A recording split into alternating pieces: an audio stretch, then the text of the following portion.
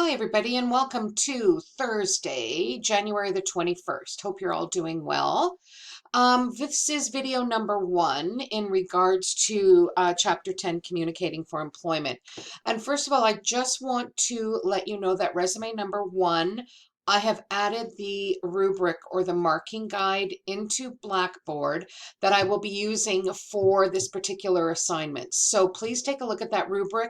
Make sure that your resume, keep in mind what I'm looking for is what I'm trying to say with that rubric, because I will be using that to mark all of the assignments. So I printed off resume number 1 assignment, and I just want to go over some of the key points in it to make sure that you're all aware of what it is I'm looking for, because that particular assignment, everybody, is due at the beginning of our class on Tuesday, January the 26th, and you're going to upload your resume into Blackboard.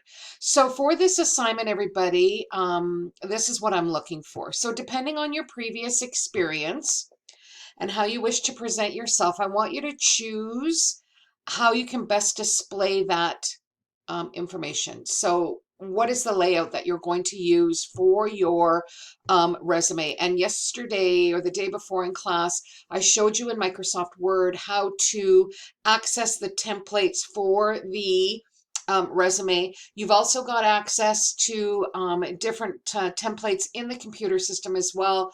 By doing a simple Google search, you can bring up different templates. So it's entirely up to you, everybody. This is your resume. It has to reflect your personality. So I want a resume no more than 2 pages, everybody. So keep that in mind. If you are someone who is of that mature student demographic and you've had jobs in the past, make sure that you take the content down so that it doesn't take anything more than 2 pages to get your message across. Okay, so I'm looking for format and approach. I'm looking for that contact information. Remember, I did mention that in class the other day. I'm looking for, a profile, your work experience, your skills, education.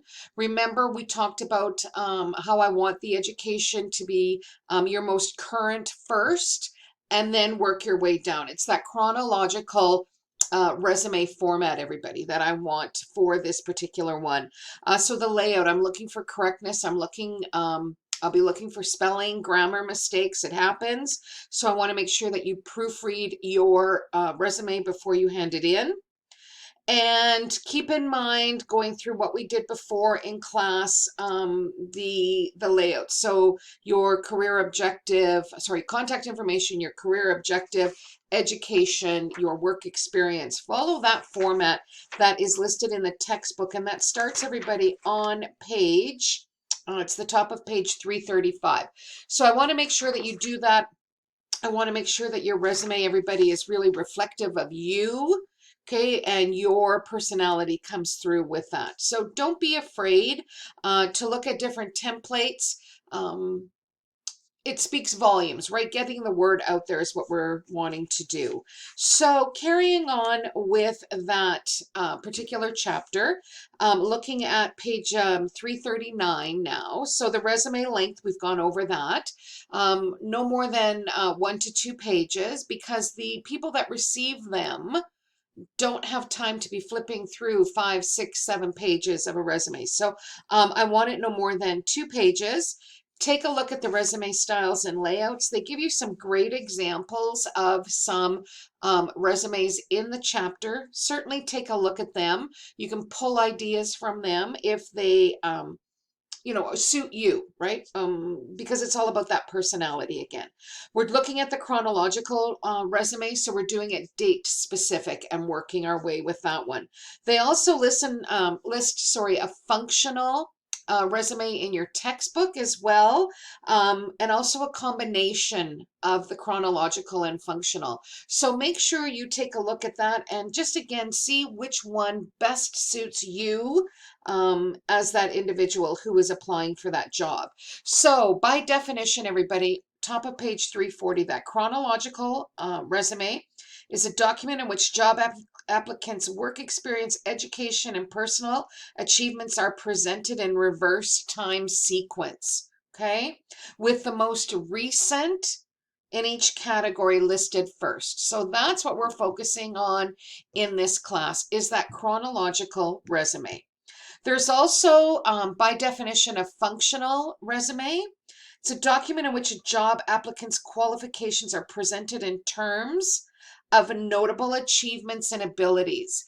This is something that you will probably be focusing on later in your work life, okay? But for now, we're going to focus on that chronological. And I also wanted to mention to you as well, too, your resume is going to change over time. Okay, the more experience you have, the more education you have. It's kind of a working document, is what I call it. My original resume from years ago looks nothing like what it does now. So I want you to keep that in mind. It's going to be evolving, a constantly changing document. And also, they talk about a combination resume. So they're taking some of the points of the chronological with the functional and they're combining it. Okay, and that will be something too that might be more job specific as you gain more experience in your education and work life. Okay, so they give us some great examples there. Please take a look at the top of page 341, that contact information. One option that you've got is centering it within the document. Okay, when these resumes come through, everybody, they really have to be visually appealing. I really want you to keep that in your mind. You're competing against a lot of other people for a job, and you want to make sure that your resume catches the eye of the individual who is responsible to look through them all and then forward them on to the applicable person looking to hire within that department. So I've always said in a lot of the stuff that I do, a lot of the written work that comes through, it has to be visually appealing. You really want to capture, in this particular assignment, you want to really capture my attention. And they go through and give you some great examples in the textbook of what resumes look like. I know a lot of students in the past who have come right out of high school, maybe have never completed a resume. They don't know what one is. Some of my students, international students from India, have indicated in the past that they've never had to do a resume before. So this gives you a great opportunity to immerse yourself in what the resume looks like. So carrying on through the chapter, everybody, you're going to notice that they talk a little bit about that scannable resume. Okay, as we evolve with technology, a lot of companies today are looking for that sort of scannable resume. So they give you some do's and don'ts of what you need to be aware of if you are going to go that particular route and do that scannable resume. Creative or non-standard or non-creative resume is also mentioned at the bottom of page 344 and on to page 345. And people, really, it depends on the type of job that you're applying for. I'm all about creativity if it suits the job. So for those of you that are maybe possibly thinking of a marketing career, maybe a management career, something along those lines where creativity is encouraged and endorsed, that would maybe be something that you want to take a look at. If you are going sort of the accounting stream, sort of that kind of black and white kind of environment, it's numbers, something like a non-creative resume may be more tailored to that particular work environment. So really take the time to consider what it is that you want to do and then put something together from there. And they give you, again, some great examples. And what I want to talk about now is putting that cover letter together.